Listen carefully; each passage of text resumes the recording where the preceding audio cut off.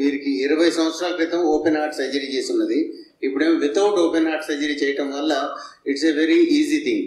Operation అంతకుముందు bypass surgery చేసినప్పుడు I think 10 days ఉన్నారు, ఇప్పుడు 4వ రోజున ఇంటికి వెళ్ళింటారు. ఆపరేషన్ తర్వాత నొప్పులు, తర్వాత కటింగ్ ఇవన్నీ లేకపోవటం వల్ల రాబోయే రోజుల్లో రకరకాల గుండెలో ఉండే 4 వాల్వ్స్ సమస్యలు ఏవైతే ఉన్నాయో ఆ వాల్వ్ సమస్యల్ని వితౌట్ ఆపరేషన్ చేయగలిగే రోజు ఎంతో దూరంలో లేదు అన్ని వాల్వ్స్ని. కాకపోతే ఏంటంటే ఏ పేషెంట్కి ఏం వాల్వ్ వేయాలి దానికి మనము we should have a clear cut indication.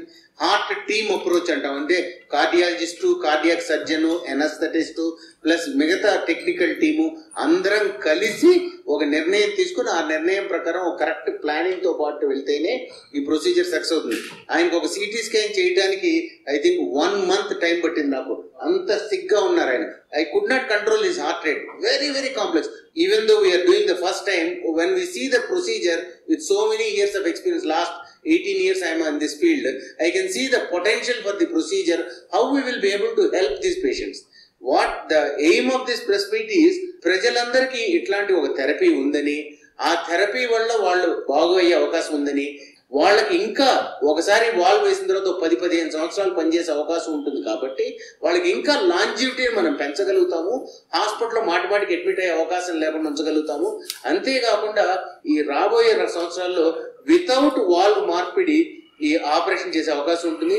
ఇట్లాంటి రెవల్యూషనరీ థెరపీలో ఒక పార్ట్ అయినందుకు నాకు I feel privileged and happy, and I thank God and my team for giving this opportunity to be a part and make Mr. Rao a normal person again.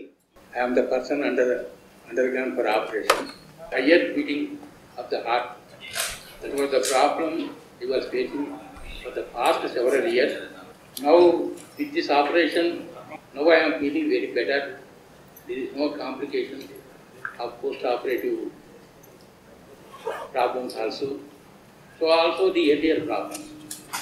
Exertions like anything, and I will be happy and I will be thankful to everybody of Prime Hospital who cooperated and helped me and served me like a brother and sister.